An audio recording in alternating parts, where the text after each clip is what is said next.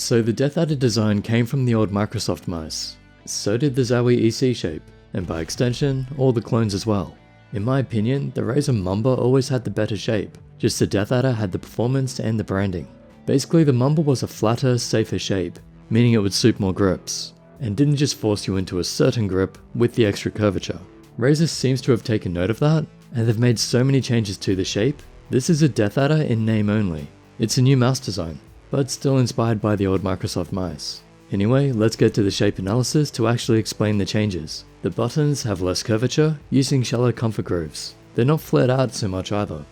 And if you were gripping it like this with the finger on the corner, you can't really do that anymore, because the sidewall is now higher. That's the problem with cradling buttons like this. It has the advantage that you won't get accidental clicks with the ring finger, but it does lock grips in a little more. That said, the DeathAdder design doesn't really have the issue anyway, so the change seems for the look and maybe some weight reduction purposes. I'm a big fan of deep comfort grooves, but these are good because they allow you to choose where you want to position your fingers. The button length is about 6.25cm with the overall length of 12.5, basically using a 50-50 split with the buttons going all the way to the top. What that means? If your grip is determined by placing the area under your knuckles just behind the high point of the mouse, then this is designed for you. You want the hump in the middle and around a 50-50 split, depending on your grip.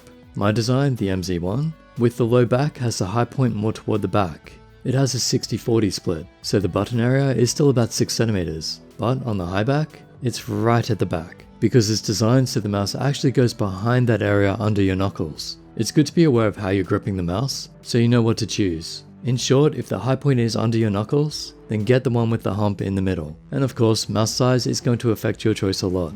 Anyway, back to the DeathAdder V3, the back slopes down gradually, so you won't get much palm support with claw grip, but you could get a bit more movement with fingertip aiming. Next, just looking at the shape from the top, there's a lot less curvature on the left side. My index finger usually hangs over a fair bit on the V2. I would say it's much better on the new design. And it looks like they've done the same to the right side, but if we look from the base, the curve seems the same, so maybe it's just an illusion from the top. That said, let's get to the actual sides. It feels like there's less vertical curvature here, which is good because you need a bit of a ledge or at least a flat surface to help with grip. Gravity brings things down, therefore to pick things up, there needs to be a ledge or something to hold on to. And this curve here is more for the little finger. I'd say it's for comfort. I find I aim better with mice that don't have that though, but then if you're experiencing pain, you probably do want a more ergonomic mouse like this. On the thumb side, it's a mouse made for bigger hands, but my thumb is about 2cm wide, and I have a fair bit of room, so I think it's going to be okay. And the side buttons are well positioned, easy to click. On the base you can see a pretty big taper down there. My guess is to help keep your fingers above the pad. I do feel it affects stability a tiny bit, but nothing too bad. That also might be the overall shell. The V2 actually feels more stable, but my fingers are touching the pad more.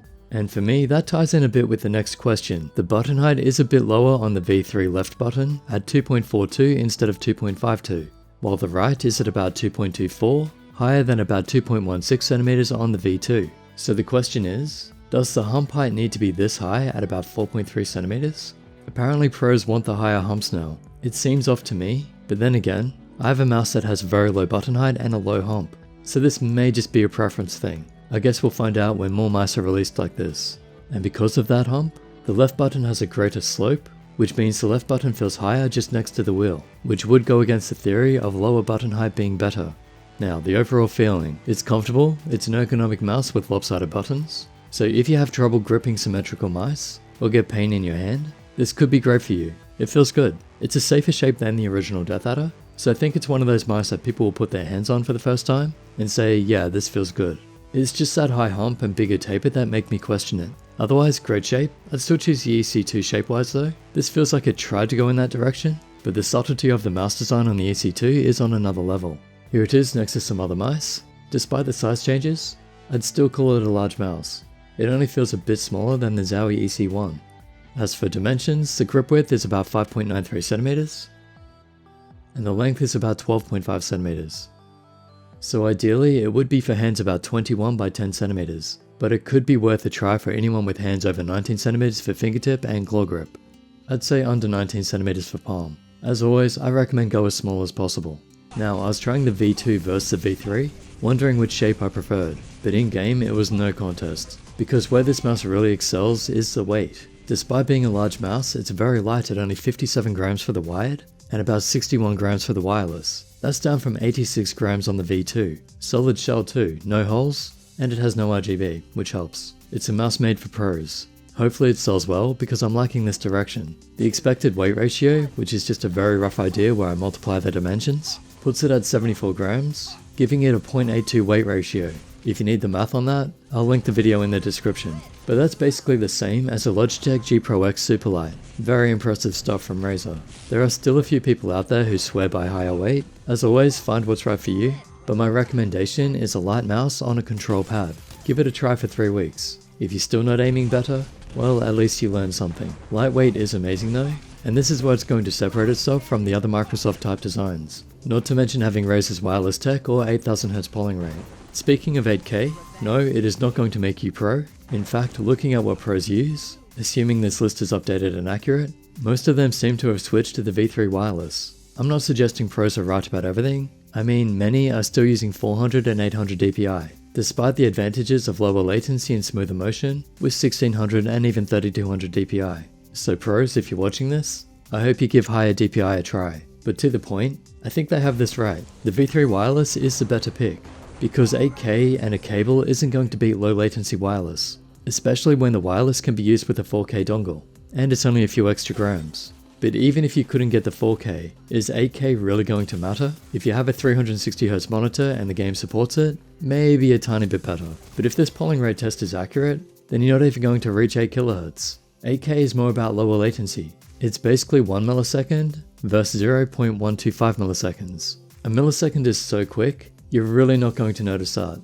No one is going to be like, oh no, I died because I wasn't using 8000Hz. So let's talk latency instead. These are my reaction times between 4000Hz wireless and 1000Hz. Because this is just 1 millisecond versus half a millisecond difference. There's no way I'm going to react fast enough, or for the test to even calculate that.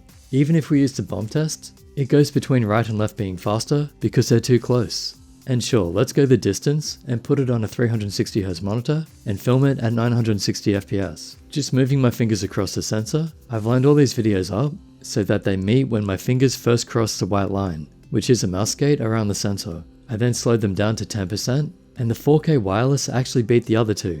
What does this mean? Probably that I'm bad at this test, because I doubt that result is accurate. It's probably something to do with the liftoff distance. Still, the main point here is if it's hard to show you the difference, even filming at close to 1000 frames per second, chances are it really isn't that big a deal. In game, I don't even think about it, except there are still issues with 8000Hz in many games. So personally, I'm going to stick to 1000Hz, just so I know that it's working properly. For those saying that it's my computer, I use a 10th gen 3090 PC with 128GB of RAM, shout out to G-Skill, looks amazing, and a 13th gen with a 4080 and 64GB. So no, the PCs are not the issue, and these are optical switches. Razer mice have really low latency these days, so it's the best competing with the best. In short, don't worry about latency at all on these mice. And if you haven't noticed yet, wireless is on par with wired now. For the sensor, obviously the performance is great. Not much to test these days. The sensors didn't spin out, the 360s are different, but that's normal. DPI deviation is actually quite common, even between copies of the same mouse. It's also going to depend on your pad and liftoff distance. As always, I recommend you measure your 360 before changing mice, then adjust your sensitivity for the new mouse. And for the DeathAdders, in this test, doesn't look like any acceleration or deceleration. Sensors are just seemingly flawless these days. In terms of texture, the wired version has a smoother surface. Wireless has textured plastic. Personally, I don't mind either, but I've also found it depends on climate. It changes day per day for me, but not by much, and the shape should be good enough so that you can still get a grip even on dry or humid days. And despite the low weight, the build qualities seem good. No rattles or creaks and cracks. Really not much to comment on, they're really well made. For the buttons, here's a listen to the clicks.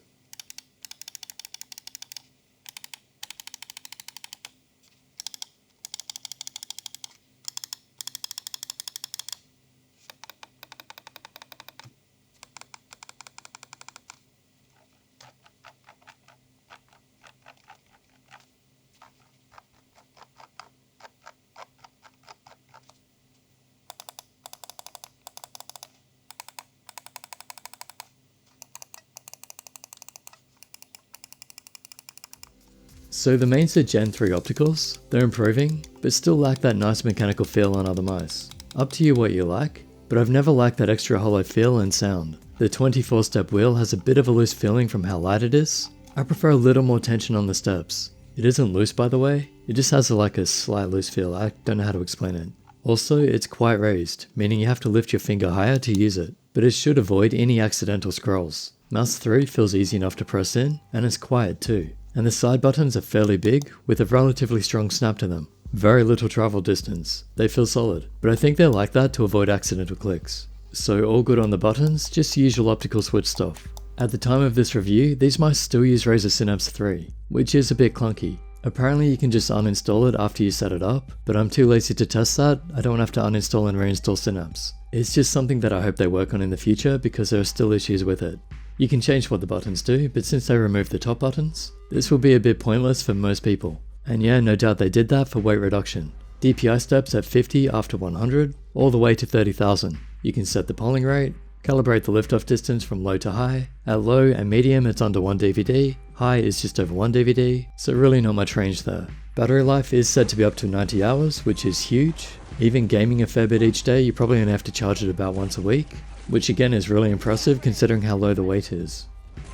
Now looking at the feet, they're tapered, smooth, pretty standard these days, and 100% PTFE. I haven't tried customs, so can't comment on those, but these seem quite good. The cables are quite flexible and smooth, although the wide copy bunches up a bit. Not the most flexible I've used, but seem fine in game and in general use. I'd recommend buying a bungee. The Razer Bungee V2 is still my favourite, and this one with the light is the V3. It's on this PC to make the reviews look pretty, and that's about it. It's still pretty good though. Price I usually don't comment on because prices change and you can get things on special, but in Australian dollars, it's $269 for the wireless, $125 for the wired. I think they're about $150 USD for the wireless, which does seem pretty standard. But yeah, these things are not cheap, but you are getting a lot of great features and you shouldn't need to be buying more than one mouse. Yeah, I know, a lot of people watching this channel are buying multiple, but that's on you, and you can always sell them. Plus, it's the latest tech, latest release, so it's to be expected. And when it comes to playing your best, the mouse is pretty much the most important piece of equipment. I would rather play on 60Hz and lower frames than deal with a heavy, terrible mouse. But as always, you gotta find a balance. The point is, if you want to play better, the mouse is extremely important and worth the investment. Anyway, to sum it all up, you're getting a great shape that's low weight and has the performance to back it up. It's definitely a huge improvement over the V2, and any criticism I can offer is fairly minor, like the buttons not sounding great to me, or the hump being too high in my opinion. But that's very subjective for now, until we get tests that prove otherwise. So as always, with mice being so good these days, it really comes down to preference. If you skip to this part of the video, I recommend watching the shape explanation, because that'll be your best bet knowing if it's going to suit you or not. A lot of pros are switching to this mouse, and there are plenty of reasons why. So if it suits you, then the price is going to be worth it. Is it actually the best mouse for aim, or reaching your aim potential? See, I would say no. I'm still going to go for the Viper instead of this. I started this channel because I found that I aimed better with smaller mice, so I'm always going to go even smaller, and that's why I use the MZ1, which is the shape I designed, so no surprise there. And unless your hand is over 21 centimeters, I don't think this is going to unlock your potential as much as others. Of course, you can disagree with me on that, but if you want my advice, I do suggest going even smaller. The smaller DeathAdder didn't do so well, but with this new shape, maybe we'll see. Something a bit smaller than the Zowie EC2 could be amazing, but you need to find your balance point, because the fact this is so light and has top specs is going to beat out other mice. Speaking of, what is its competition? The competing asymmetrical mice on my list at the moment are the DeathAdder V2, Corsair Sabre Pro, Mountain Makalu, Roccat Cone Pro Air, and maybe the Xtrify M4. I've also put in the Zowie EC series, although we'll have to see how well their wireless does. And that's it really. None of those mice are as good as these new DeathAdders, but if you include symmetrical mice, then yeah, there's more competition. Where it ranks on the top mice list? It's a tough one. Personally, I prefer the shape of the Viper, and I also prefer the shape of the Starlight 12s, which are also much lighter. Logitech G Pro X isn't the greatest shape, but it is really safe, so this is hard to say. I also haven't got the Viper V2 on the list yet, which is about the same weight ratio, so I'll be putting that one above this. But for now, I think I'll put this above the G Pro X. I tested them against each other, and despite the DeathAdder's size, I think the shape was slightly better. And when I say slightly, if we were scoring these out of 1000, I'd say the DeathAdder is something like 901, while the G Pro X is 900. There's like nothing in this. Once you get to this top list, The mice are so close together, you really shouldn't be looking at the rank. It really doesn't matter that much. Just look at the top mice list, see where they're generally ranked, and find the best for you. But I've got to add plenty more on there, so stay tuned for that. Usual links below if you want to help support what I do. Thanks to Razer for sending these out, by the way. It hasn't affected my opinion at all, of course. I'm very used to getting sent mice out, and all of them are sent out to me. I didn't pay for any of them, so I treat them equally. And I wouldn't be biased anyway, I'm just trying to find the best mice. So yeah, hope that helps. Sub, like, and share. Catch ya.